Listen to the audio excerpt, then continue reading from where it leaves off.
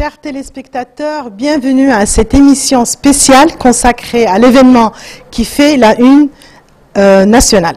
La sortie du film Tombouctou en première en Mauritanie, dont la séance d'avant-première a été rehaussée par la présence du président de la République, et Tombouctou, donc nous reviendrons sur ce film, sa création, sa vie et ses perspectives, après avoir présenté son réalisateur, notre invité, M. Abderrahmane Sissako.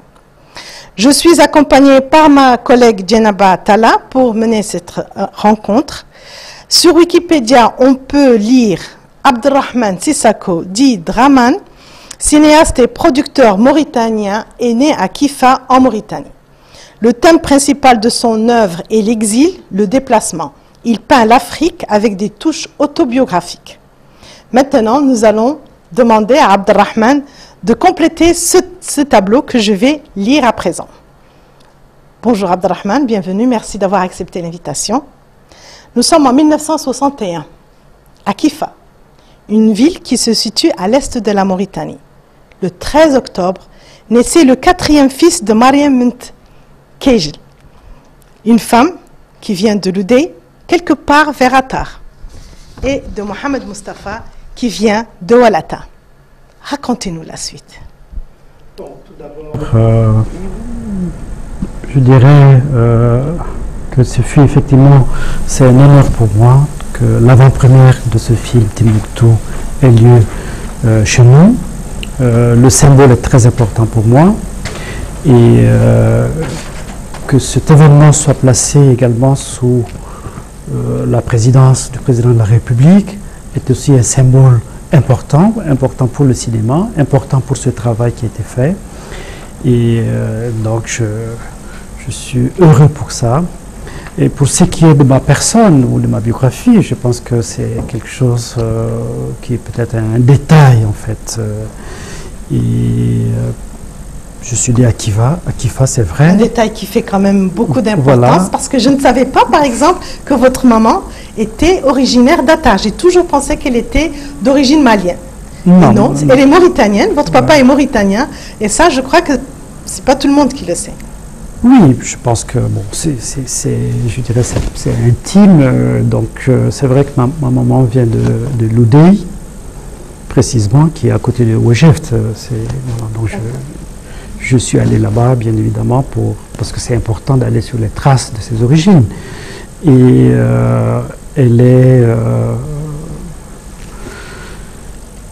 fait partie d'une grande famille, dans le sens, une famille nombreuse, avec des sœurs qui, malheureusement, ne sont pas... Voilà. Et mon père est de Walata, et c'est plutôt Mohamed Yahya, c'est pas Mustafa. Pardon. Juste. Tout ça, on vient tous de quelque part, hein, oui. Donc c'est pourquoi je dis, voilà. Et c'est vrai que le fait que j'ai pas grandi ici a fait de moi un peu un exilé, mais vous savez, quand on n'a pas grandi dans son pays, on l'aime davantage, on est attaché par ce qui nous a manqué. On le retrouve presque dans tous vos films, des traces de ce retour un peu sur votre origine, sur ce pays qui a vu vos parents grandir et naître, et qui vous a vu naître, même si vous êtes parti très tôt, à Bamako. Absolument. Et quand vous êtes allé à Bamako, vous avez fait votre enfance, vous avez... Donc une enfance, voilà, une enfance au Mali, avec mes frères, mes sœurs, après un retour à Nouakchott, pour partir très tout de suite en Union soviétique. En Union soviétique, où j'ai fait mes études de cinéma. Ça a pris beaucoup plus de temps que d'habitude, parce que les études, c'est en moyenne 6 à 7 ans, parce qu'il y a une année de langue. J'ai fait ça. Après, j'ai fait une formation supplémentaire pour me spécialiser dans la prise de vue, donc la caméra. Donc, j'ai été formé en tant que réalisateur. Et après, j'ai fait une formation de 2 ans pour maîtriser un peu l'image, la caméra. Et je fais un film de diplôme. Malheureusement, à l'époque, il n'était pas possible de tourner ici parce qu'il y avait un système quand même beaucoup plus difficile. Donc, j'avais voulu tourner mon film ici, ça n'a pas été le cas.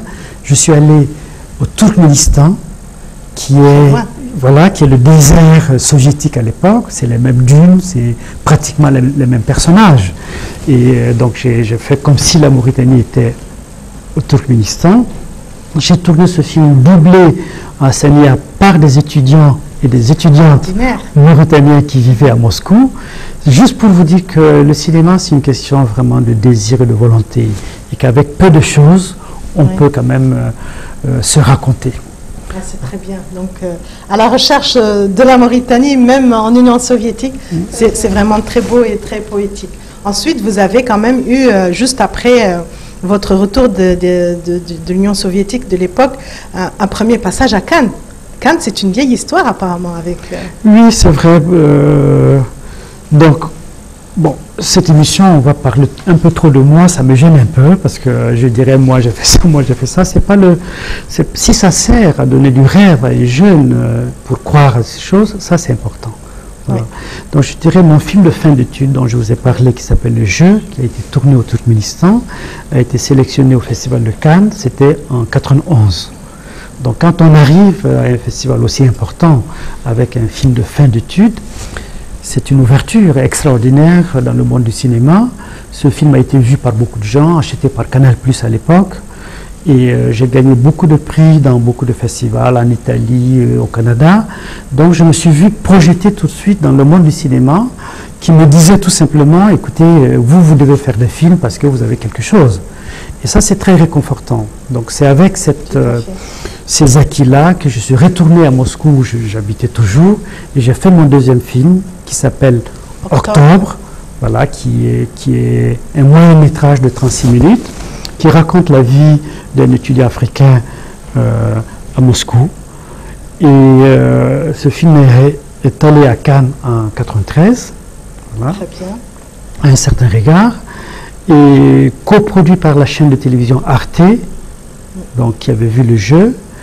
Et donc, quand j'ai présenté ce film à Cannes, c'était en 93. Voilà, j'ai pu résider à Paris parce que à l'époque, la télévision ici n'était pas très développée. Elle n'est toujours pas dans un certain sens, c'est-à-dire elle ne faisait pas de production cinématographique.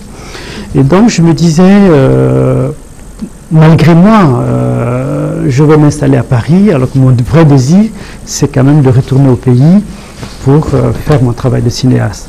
Mais la réalité me disait que cela va être difficile. Donc je suis allé en France, j'ai commencé à travailler. Après Octobre, j'ai fait d'autres films que vous allez peut-être citer. Oui, tout à fait. Que nous voyons d'ailleurs dans le générique, peut-être Djenaba va nous en citer quelques-uns. Oui, donc il y a Sabria, donc qui a retenu notre attention, donc qui a été tourné en Tunisie. Est-ce bien ça? Oui. Donc avec Arte, donc vous avez toujours eu la collaboration avec Arte. Oui.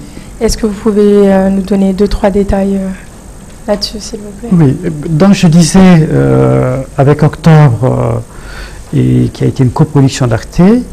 Et bien évidemment, quand un film marche pour une chaîne de télévision, c'est-à-dire un court-métrage qui a une visibilité internationale, donc montré à Cannes, ça réconforte cette chaîne de travailler avec la même personne. C'est comme ça qu'il y a eu un projet d'une série de plusieurs courts-métrages et initié en collaboration entre Arte et les Sud-Africains. Voilà. Et donc j'ai participé à ça et c'est un projet qui est allé très vite. Et j'étais en Tunisie, j'ai fait la connaissance d'un jeune Tunisien qui écrit des nouvelles et qui m'a offert ces nouvelles.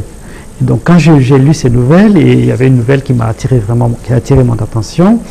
Entre-temps, on m'a proposé de faire un film. J'ai dit bon, je vais adapter cette nouvelle qui s'appelle Sabria. Il y avait aussi, il faut savoir qu'il y avait, ce film était produit par une Tunisienne, Dora Bouchoucha, qui est une productrice tunisienne et donc pour la condition, c'était de tourner en Tunisie parce qu'elles offraient les conditions pour. Donc Sabria a été tourné en Tunisie avec la collaboration d'Arte. Arte, pour moi, c'est pas pour moi seul, c'est la chaîne des auteurs, c'est-à-dire ceux qui font le cinéma, pas dans un sens commercial. Le cinéma est très divers. Hein. Il y a le divertissement, mais aussi, c'est comme les livres. Hein. Il y a des romans de gare, mais il y a aussi la littérature. Et le cinéma, c'est pas que les téléfilms turcs ou syriens, etc. Le cinéma a un rôle aussi à jouer. Et ce rôle qui est la création, qui est de sensibiliser, de démouvoir quelqu'un pour que cette personne aille vers autre chose, pas forcément faire des films. Donc ça, c'est le cinéma d'auteur dont la réalisation prend un certain temps, parce que tout est important, tout est sérieux. Donc Cannes a le Arte a ses auteurs, je dirais entre guillemets, privilégiés, à qui elle fait confiance. Et donc je fais partie de ça. Et donc à chaque projet de film, j'ai une écoute en fait, une attention qui fait que ça les intéresse, ils disent oui, et voilà, le film se déclenche. D'accord. Donc, alors, on a aussi retenu, donc on a aussi Rostov Luanda, qu'on peut citer, ou La vie sur Terre, qui a eu par la suite, donc en 98. En 2002, on note En attendant le bonheur, le grand En attendant le bonheur, qui a eu un grand prix étalon de Yenenga.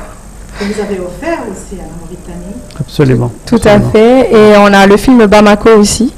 Que tu as étudié. Tout à fait, que j'ai pu étudier justement en littérature africaine en France, qui est très reconnue et justement dans lequel on peut voir plusieurs sujets évoqués, essayer de comprendre justement l'organisation africaine.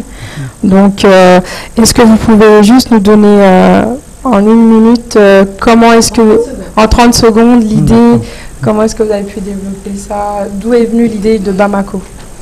30 secondes suffit et ne suffit pas. Hein. Bon, mais quand même, je vais me plier aux contraintes de la télévision, que je trouve parfois d'ailleurs dommage. Mais bon, cette émission, elle est plutôt relaxe, parce qu'on a quand même le temps de se parler. Et je veux profiter d'ailleurs de l'occasion pour dire, pour moi, je suis très heureux et c'est un privilège d'être interviewé par deux femmes. Et ce symbole est important aussi, parce que ça montre quelque chose dont les gens ne savent pas, que la femme a un vrai rôle dans la société mauritanienne. Voilà, il y a des clichés sur nous que les gens ne savent pas. Le fait d'être interviewé par deux femmes montre qu'il y a une place dans la société mauritanienne. On le voit dans l'administration, on le voit dans le gouvernement, on le voit un peu partout. Et donc voilà une preuve. Donc je suis heureux pour ça. Merci. Et, donc pour revenir aux autres films. Et donc, il y a eu effectivement Rostov Luanda qui a été une commande, encore, c'est-à-dire c'est la Documenta de Kassel en Allemagne, qui est une grande exposition d'art contemporain qui se passe tous les 4 ans, a demandé à 5 metteurs en scène du monde entier, choisi un peu, de faire un documentaire sur, comme ça, une idée libre. J'ai décidé de faire Rostov Luanda parce que c'est allé aussi très vite. J'étais en Angola, j'ai cherché un ami avec qui j'avais étudié. 16 ans plus tôt. Voilà, dans 16 ans, effectivement. Je ne l'ai pas trouvé et je suis venu à Paris. On m'a proposé de faire un film. J'ai dit, ah bon, je vais chercher, je vais faire un film qui va à la recherche de cet ami. Mais vous savez, les sujets sont souvent symboliques et on a tous perdu un ami, une amie qui est quelque part. Ça veut dire tout simplement, c'est la quête quelque part de soi-même en fait. Quand on dit je vais chercher un ami, ça veut dire qu'on se cherche soi-même. D'où la raison pour moi de commencer ce film, Rostov Luanda, par Kifa. L'histoire commence à Kifa. Moi j'ai quitté Kifa, j'avais 45 jours. Donc voilà, donc je suis parti à l'époque, on peut imaginer ces voyages. Voilà. Et malheureusement, j'ai été un peu comme nous sommes nombreux d'ailleurs, ces enfants qui laissent et abandonnent leur lieu de naissance, qui n'y reviennent plus et qui s'installent soit dans les capitales. Et ça, c'est quelque chose de pas bien. Donc je l'ai fait.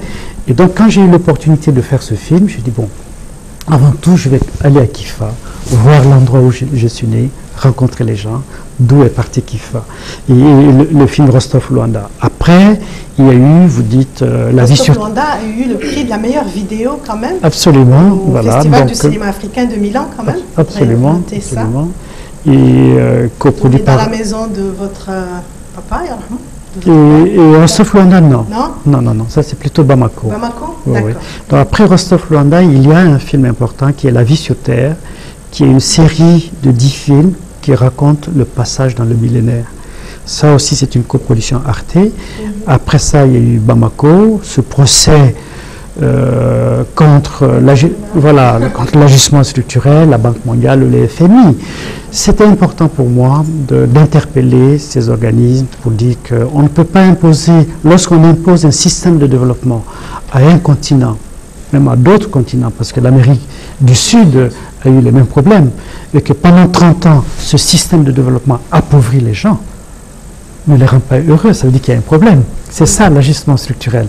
Donc c'est ça le sujet de Bamako.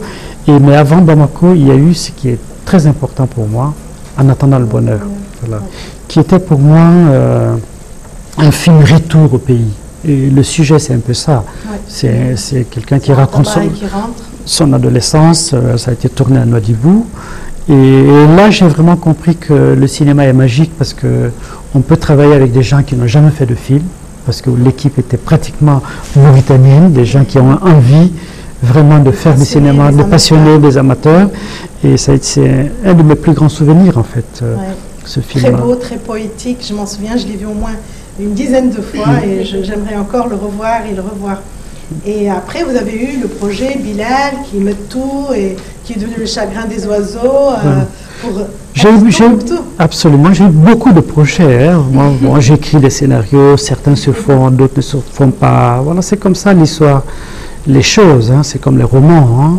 On a une idée, on commence à l'écrire, ça ne se fait pas. Effectivement, il y a eu des hésitations et finalement, Timbuktu est arrivé.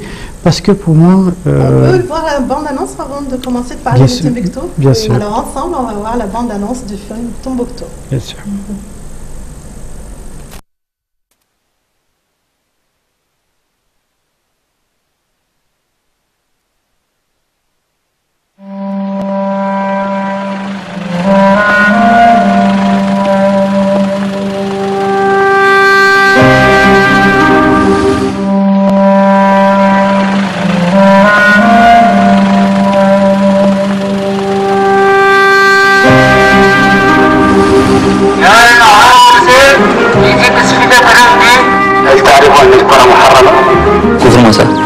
Qu'est-ce que tu fais là?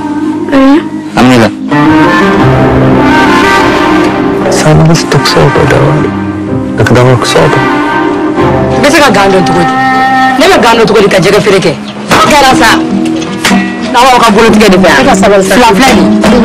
On a là un gars qu'on a besoin qu'on a besoin. Ah, quelqu'un là, il est pas ça. Il a quoi le cadeau? Eh, monsieur Noël. Voilà. Koyeni façon.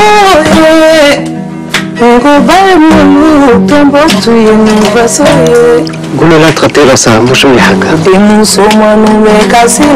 أنا صاري في الداس بجرازات سديت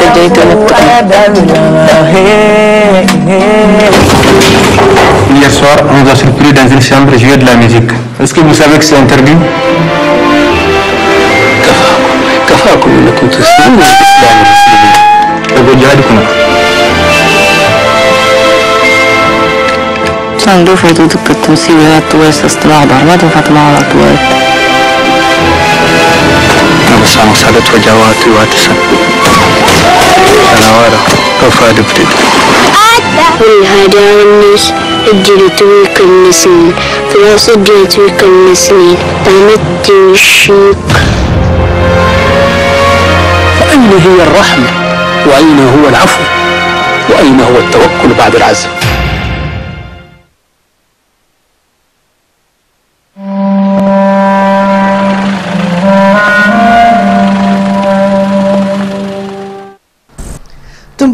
Tombouctou qui passionne les médias ces jours-ci, qui donne le débat, le ton. On est pour, on est contre, on aime, on n'a pas aimé, on a compris, on n'a pas compris. Pourquoi Tombouctou? D'abord, je suis content déjà que ça intéresse les gens. Donc, quand il y a débat, ça veut dire qu'il y a intérêt. Et je voudrais tout d'abord dire que en tant que personne et en tant que cinéaste, en tant qu'artiste, lorsqu'on fait un travail et on ne cherche vraiment pas à avoir fondamentalement raison, on cherche des choses, on raconte l'humanité dans son état. Donc Timbuktu, c'est un détail, mais un détail important. Pourquoi Timbuktu? C'est un symbole, Timbuktu.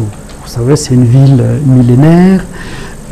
c'est comme Walata, c'est comme Shingiti, ce sont des villes de connaissance, ce sont des villes de partage, ce sont des villes de la foi de l'islam. Et ce sont ces villes qui ont véhiculé notre éducation religieuse. Voilà. Et donc quand Timbuktu vit un drame, quand Timbuktu est pris en otage, je pense que nous sommes tous quelque part pris en otage dans ce sens, affligés par cette situation. Et moi, en tant que cinéaste, si j'ai l'opportunité et la chance de raconter ça, et je le fais pour nous, je le fais pour notre religion, parce qu'elle souffre d'une incompréhension réelle et partout dans le monde. L'islam a été réduit à des événements terribles et dramatiques pour nous tous, le 11 septembre ou d'autres événements, et qui fait qu'il suffit de s'appeler Abdelrahman ou Mohamed pour qu'il y ait une suspicion. Ça change petit à petit. Et donc nous avons tous, directement ou indirectement, été frustrés par ça, été blessés par ça, parce que nous savions que ce n'est pas ça notre religion. Notre religion a toujours été celle du pardon, celle de la compréhension, celle de la tolérance. Et donc, Timbuktu est symbolique de ça.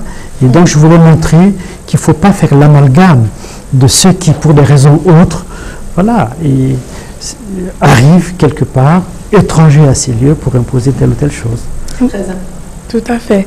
Donc, on voulait savoir comment est venu le choix de tourner à Walata, qui est aussi, donc, je rappelle, une des quatre voilà, qui est la ville de votre grand-père, et aussi une des quatre qui est comptée dans les quatre anciennes villes, donc qui sont classées à l'UNESCO anciennes villes. Comment est-ce que vous avez choisi cette ville-là et pas une autre? D'accord. D'abord, bien évidemment, quand on fait un film sur une ville comme Timbuktu, ce qu'on souhaite, c'est de le tourner à Timbuktu. Moi, je suis allé là-bas. J'ai fait des repérages, j'ai même choisi des acteurs à Timbuktu, parce que la ville avait été libérée. Mais quelques temps après, il y a eu un attentat qui a montré que la ville n'est pas sécurisée du tout pour une équipe de tournage.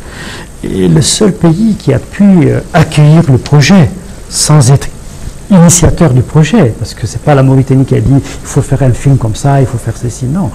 La Mauritanie, mon pays, m'a ouvert les portes en m'aidant tout d'un coup, parce qu'il fallait en 2 mois trouver un autre lieu pour faire ce film. Moi, je ne voulais pas aller dans des pays qui étaient prêts pour ça. Je pouvais aller en Tunisie, je pouvais aller au Maroc, peut-être avoir même plus de moyens pour faire. Non, je dis c'est important que je le fasse ici. Et c'est là où le soutien de l'État a été extraordinaire et très important. Et Walata s'est imposé tout de suite parce que c'est une ville jumelle avec Timbuktu. Et symboliquement, comme vous dites, c'est ma ville aussi d'origine, mais surtout parce que c'est une ville jumelle avec Timbuktu, les architectures de la vieille ville sont presque pareilles, donc très vite, nous sommes allés là-bas. Je profite d'ailleurs de cette occasion pour dire, je le redis souvent, le cinéma est un travail véritablement collectif. C'est des centaines de personnes qui donnent leur quotidien, qui vraiment, et ça a été le cas à Walata. Nous, on a eu vraiment un accueil extraordinaire de la population, sans laquelle on n'aurait pas pu faire ce qu'on a fait.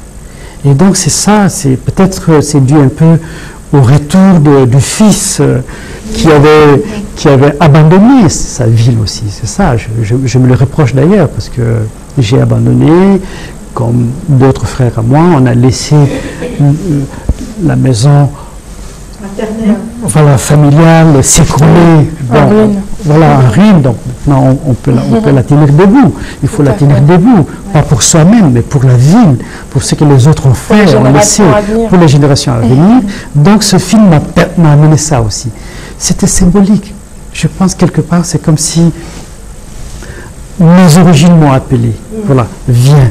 Et ça a été extraordinaire quand on tourne, peut-être que dans les images, vous allez voir la scène sur les dunes où vit cette famille Touareg qui s'est installée, qui vit ce drame. Le nom de votre grand-père. Tout à fait. Absolument. C'est là que j'ai découvert, parce que j'arrive, je vois des dunes incroyables, je suis ému tout de suite.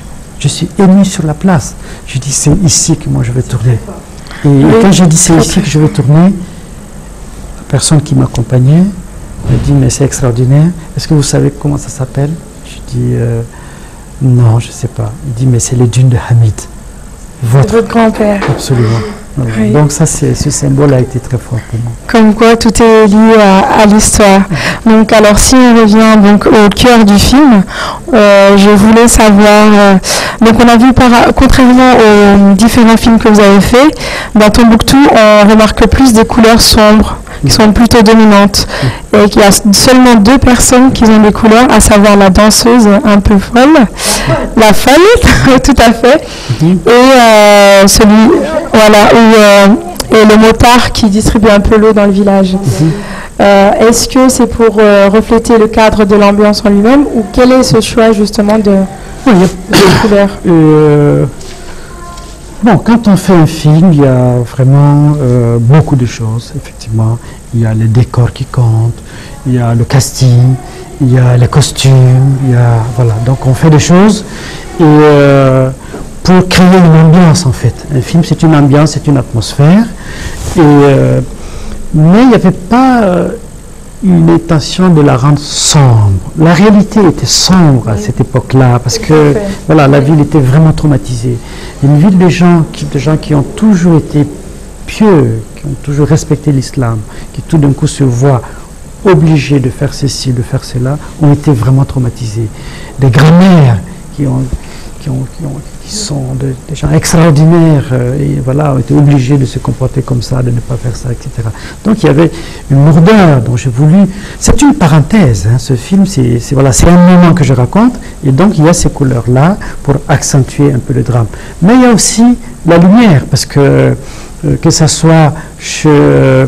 Kidane, bon, il a quand même un boubou bleu, que ce soit la petite fille Toa, elle est magnifique et lumineuse déjà.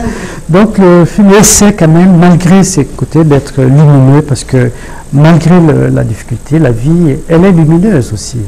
Il y a la musique aussi. Je crois que pour la première fois, peut-être, je me trompe, c'est une composition spéciale que vous avez faite. Vous avez tenu à ce que la musique soit faite d'une façon différente, par un compositeur tunisien, Absolument. Qui n'est pas musicien forcément. Oui, en fait ça a été une... Il faut d'abord dire que moi, tous mes films ont été montés par une personne que j'aime beaucoup, qui s'appelle Nadia Ben Rachid, qui est tunisienne, qui vit à Paris. C'est elle la monteuse de tous mes films. Et cette fois-ci, je lui ai dit, mais cette fois-ci, moi je ne veux pas vraiment aller chercher des musiques déjà prêtes, donc je veux travailler avec un compositeur. Et elle m'a dit, je connais un garçon qui s'appelle Amin Bouhafa, qui est tunisien, un passionné de musique, qui a fait une formation même de musicologue, mais il est plutôt mathématicien, c'est sa vie, il travaille dans une grande société, mais il est passionné. Il est passionné. Et donc c'est avec lui que j'ai fait un vrai travail. Voilà, c'est lui qui a fait le travail d'abord, disons plutôt. Moi, je lui ai dit à peu près ce que j'aimerais que ce film soit, une musique ouverte, mais qui a aussi une authenticité. Et donc, je dirais, le mérite revient à ce jeune compositeur. Alors, il y avait aussi donc le fil de pêche, je ne sais pas si c'était voulu. Donc nous, on a trouvé une signification, à savoir qu'il pouvait être comparé au fil qui représente la relation entre les différentes ethnies. C'est-à-dire qu'à partir du moment où il y a la cassure du fil, la relation, elle s'est cassée, qu'il a été tendu justement. Du pêcheur. Voilà, le fil du pêcheur Amadou. Donc, comme on a vu, à partir du moment où il a été rompu, les relations ont été rompues aussi. Est-ce que c'était une volonté ou bien c'est... C'est pas une volonté dans le sens direct. Vous savez, je dis toujours, les symboles dans les films appartiennent vraiment à celui ou celle qui regarde le film. Voilà, voilà. Et ça, c'est toujours intéressant parce que on peut être réalisateur sans vraiment maîtriser les choses. On a des intuitions d'utiliser tel moment et ça prend des proportions qui nous échappent. Donc cette lecture, pour moi, elle est très intéressante parce que je voulais effectivement montrer la fragilité des relations humaines. Voilà, qui tiennent qu'à un fil pratiquement et que fondamentalement, les gens ne se détestent pas. Fondamentalement, les gens s'aiment, veulent en tout cas l'harmonie entre eux. Mais l'accident peut arriver. La mort d'Amadou, c'est un accident. Voilà, c'est souvent récurrent, mais heureusement, parfois, le plus souvent d'ailleurs, il y a une réconciliation qui se fait. Et d'ailleurs, vers la fin du film, il raconte voilà, que la mort d'Amadou le bouleverse, le touche toujours et qu'il le regrette profondément. Mais c'est vrai que c'est ce fil-là, voilà, très fragile, et qui est un fil qui existe dans toute société. Tout à fait. Si on voit aujourd'hui l'Écosse qui se bat pour être indépendant, ça veut dire que même là-bas, il y a des problèmes d'identité et tout ça. Mais le plus important, c'est d'être ensemble, quelles que soient les différences, aussi bien culturelles ou autres, hein, comme entre les pêcheurs et les éleveurs, partout c'est pareil. Voilà. Et donc le rôle du cinéma, c'est ça, c'est réconcilier à chaque fois. C'est quelqu'un qui disait, j'ai tellement envie de retrouver cet auteur parce que je me l'ai approprié à chaque fois alors que ça ne vient pas de moi. Le symbole est très fort. Il dit que l'eau irrigue la terre pour nourrir les hommes et que la culture est faite pour nourrir leur âme et pour les réconcilier. Donc c'est ça le rôle du cinéma.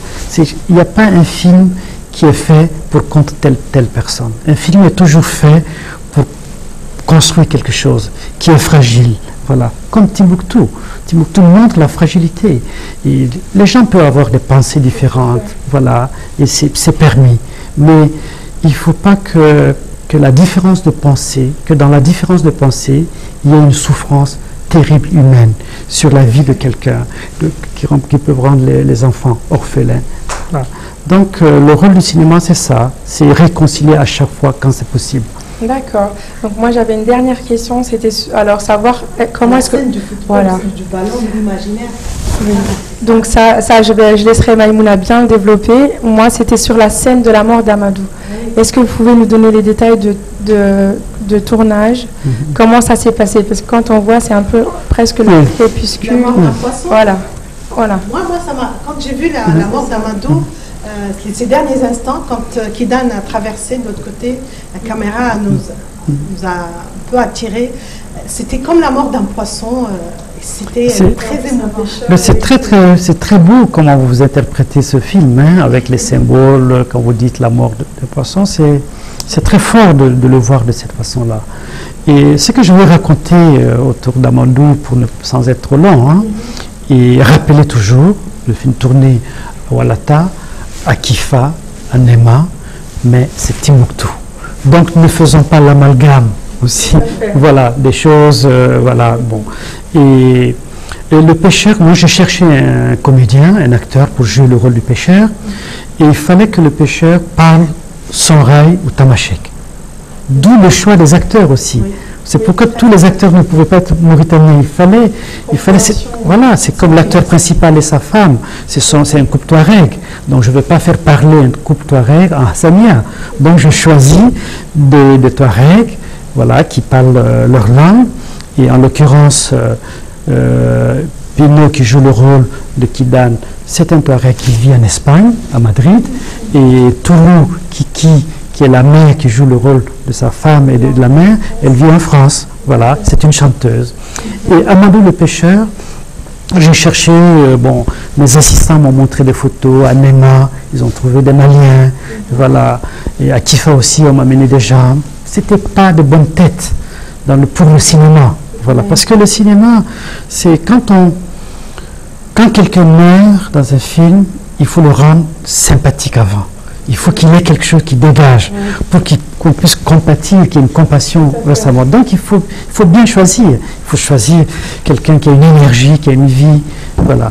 Et donc moi je suis arrivé, on a tourné à 20 km de Kifa, et dans un étang où il y a une rétention d'eau, et pour faire semblant que c'est un fleuve. Voilà. Comme entre Timbuktu et le village Toya, il y a un fleuve, un bras du fleuve. Voilà, qui sépare Timbuktu du plus au sud du Mali. Donc on a trouvé cette... Et on est arrivé ce matin-là pour tourner la scène. Nos décorateurs avaient installé ce filet fragile dans l'eau, tout était prêt, mais je n'ai pas mon acteur. Je n'ai pas l'acteur principal, donc c'est terrible. Mais quand on fait un film, il faut faire très attention, même quand rien ne va, il faut faire semblant que tout va bien. Il faut être serein, il faut arriver Il ne faut pas crier sur les gens, il ne faut pas insulter, il ne faut pas dire je ne suis pas content, il y a ça. Il faut le garder, il faut le garder un peu. Parce que les gens qui vous ont donné pendant 7 semaines beaucoup de choses, mes assistants, Demba Seck du Sénégal et Sidi Mohamed Cheguer, qui tous les matins travaillaient pour me trouver telle ou telle personne. On ne peut pas le dernier jour les accuser de tout ce que... Voilà. Donc, mais je n'étais pas content. Demba m'a montré la dernière photo de quelqu'un qu'il a vu à 2h du matin à Kifa, pendant que moi je dormais, eux ils travaillaient. Voilà, il m'a montré ça le matin dans la voiture, en disant, il me dit, Abdelrahman, c'est voilà, la seule personne, la dernière personne que je peux, je sais, voilà, je regarde. Et cette personne avait un visage, pour moi, entre guillemets, terrible. Parce que j'avais le sentiment qu'il était mort déjà. Donc il ne faisait pas mon affaire du tout. J'ai dit à Demba, je lui ai rendu son appareil photo, j'ai dit, ça ne marche pas. Et donc, même s'il faut faire ce film sans le pêcheur, je vais tourner sans le pêcheur. Je vais inventer quelque chose. Parce que vous n'avez pas trouvé mon acteur. Nous arrivons sur la place et je dis, mais le pirogue, là, ça appartient à qui? Est-ce qu'il y a des pêcheurs ici? Et on m'amène un pêcheur. Je le salue, il me répond. Je dis, mais vous venez d'où? Il me dit, je viens de Timbuktu. Je dis, mais vous venez de Timbuktu? Je dis, oui. Qu'est-ce que vous faites là? Il dit, ben, quand il y a eu l'occupation, j'ai quitté Timbuktu et je suis venu vivre ici à Kifa. Et je pêche ici. C'est extraordinaire. Voilà. Et si ça, c'est pas un don de Dieu, qu'est-ce que c'est? C'est ça. Et je le regarde. J'ai dit, mais vous parlez tamashek? Il me dit oui. Vous parlez soraï? Oui. Vous parlez bamara? Oui. Voilà. Et donc, je l'ai quitté, j'ai marché seul un peu pour essayer de comprendre est-ce que je rêve, est-ce que je rêve pas, comment un cadeau aussi extraordinaire peut être fait. Donc, et j'ai respiré, je suis revenu vers lui et je lui ai raconté son rôle. Et il m'a arrêté au milieu, il m'a dit, faites-moi confiance, je vais faire tout comme vous l'avez rêvé, et vous allez voir. Voilà. Et ça a été quelqu'un d'extraordinaire, effectivement, c'est émouvant, c'est bouleversant, et absolument, c'est bouleversant cette scène, parce que, vous savez, c'est terrible la mort d'un être humain, c'est terrible, donc c'est toujours regrettable, quelles que soient les conditions, la situation. Et donc, il fallait donner à ça quelque chose, une dimension. Voilà. Une dimension. Plus que ce que ma pensée peut être. Donc, ce qu'elle représente. Donc, je suis allé vers quelque chose. Certainement pas parfaite. Et voilà. Mais c'était important de donner ce côté un peu. C'était le coucher de soleil d'ailleurs. Donc, il fallait faire très vite. Il fallait tourner très vite ces scènes-là. Voilà, donc c'était la pression. Il nous restait à peu près 16 minutes avant que le soleil ne tombe complètement. Donc c'était la course, mais la scène a pu être filmée. C'est la scène de la mort qui représente aussi l'un des piliers les plus sacrés dans l'islam, c'est la vie humaine. Absolument. Et que malheureusement, on est en train comment dire, je n'arrive même pas à trouver... que ces terroristes, on peut les appeler comme ça, au nom d'Allah, prennent la vie que Allah a interdit. Absolument. Complètement, c'est un interdit dans notre religion de prendre la vie d'un être humain. Et c'est très fort, effectivement. C'est la scène du football, c'est quelque chose. J'ai beaucoup entendu parler de la scène de ce ballon imaginaire, mais quand je l'ai vu, je crois aussi que c'était ouf. Non, c'est important, effectivement, cette scène. J'étais très heureux lors de la projection de l'avant-première au Palais des Congrès que les spectateurs ont senti quelque chose. Parce que moi, je voulais raconter des interdits absurdes. Voilà. Interdire quelqu'un à jouer le football ou interdire à quelqu'un de chanter. Timbuktu a cessé pendant 1 an de chanter. Timbuktu a cessé pendant 1 an de jouer au football. Mais je dis, on ne peut pas empêcher à un être humain de chanter. Il va toujours chantonner quelque chose dans sa tête qu'on on peut pas posséder. On peut pas posséder. Et donc la scène du football, pour marquer cet interdit du football absurde, j'ai imaginé un match avec des jeunes sans ballon et qui a été fait par des jeunes extraordinaires de Walata. On faisait des répétitions, on avait acheté des ballons et tous les jours il travaillait avec un acteur, Abel Jafri, qui joue le rôle d'Abdelkerim, qui est un Algérien. Et c'est lui, tous les après-midi, il allait avec les ballons, jouer avec ces enfants-là, et les entraîner. Et les jours où on devait tourner avec 2 caméras, on a enlevé le ballon et ils ont commencé à jouer. Ce qui était extraordinaire, quand on tournait ces scènes, la population est venue regarder comme si on regardait un match un match habituel, il n'y avait pas le ballon, mais on suivait, et quand on marquait un but, on était... Voilà, ça a été... Tout le monde... Non, c'est magnifique. Magnifique, beaucoup de poésie, beaucoup de ces symboles forts dont vous parlez, qui nous rappellent aussi, en attendant le bonheur. On peut passer des heures et des heures à parler de chaque séquence, chaque mouvement. En tout cas, moi, de mémoire, je peux vraiment passer des heures. C'est ça la magie du cinéma d'Abdelrahman, c'est ça l'empreinte du cinéma d'Abdelrahman Sissako. Avant d'en parler, peut-être une question qui fâche peut-être, mais qui est d'actualité. Certains disent que voilà, vous avez été... que le film Tombouctou a été contre l'islam. D'autres disent que que le film Tombouctou est pour les djihadistes, vraiment qu'il a fait de la promo pour les djihadistes en les montrant pas dans leurs œuvres les plus horribles. Ce sont des réactions que j'ai entendues lors de votre conférence de presse, que j'ai vues à la télévision hier lors d'un débat, etc. Tombouctou et l'islam. Bon, moi je dirais... je ne veux pas juger les avis des gens. Je pense que les gens sont libres de penser ce qu'ils ont ressenti, honnêtement ou pas. Et c'est leur liberté aussi. Mais mon intention ne peut être autre que de protéger notre religion. Voilà. C'est ça mon intention, c'est ça mon désir. Et ce film est débattu sans même qu'on le voie. Donc moi je pense que c'est important de voir de façon...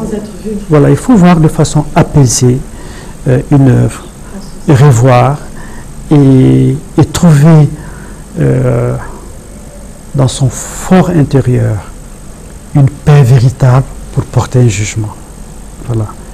Et ce qui était important pour moi, c'est effectivement, quelle que soit ma position, de ne pas diaboliser les êtres humains. Donc si certains pensent que ce film est plutôt favorable au djihadisme, ils le pensent, et le contraire aussi. Mais dans mon fort intérieur, et c'est ça la réalité, c'est un film qui émeut. Je dirais tout simplement que s'il y a quelqu'un dans le film qui représente ma vision, qui représente ma pensée, et qui est ma foi, ça c'est l'imam. Voilà. C'est l'imam du film. Voilà. C'est les paroles de l'imam, j'adhère complètement à ça. Son désir d'amener des gens que lui considère, à raison ou à tort, comme perdus dans la mauvaise voie, il les amène à la raison en étant avec eux. Pas en les combattant, pas en les insultant. Voilà. Toutes les scènes avec les djihadistes, c'est ça. Voilà. C'est un appel, c'est le dialogue, c'est un appel, et voilà. Tout à fait. Donc, ce qu'il faut rappeler, donc, comme on dit, c'est un film et non un reportage ou autre. Comme le film, en fait, il est un peu réaliste, c'est-à-dire qu'il reflète quelque chose, les gens ont tendance parfois à confondre justement avec un reportage.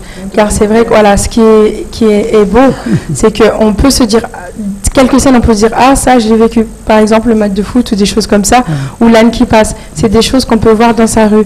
Donc finalement, les gens... pour en tout cas ceux qui n'ont pas l'habitude peut-être de voir ça comme ça, bah, ça les pousse à dire, bon, si c'est présenté comme ça, peut-être que c'est la réalité, en tout cas c'est la réalité qu'ils veulent nous montrer. Tandis qu'un film, on peut se permettre de rajouter des choses, voilà, mettre un peu de fiction. Et donc, puis je pense que Et c'est vrai qu'il n'y a pas cette tradition de voir des films, donc c'est vrai que l'interprétation aussi peut être un peu hâtive.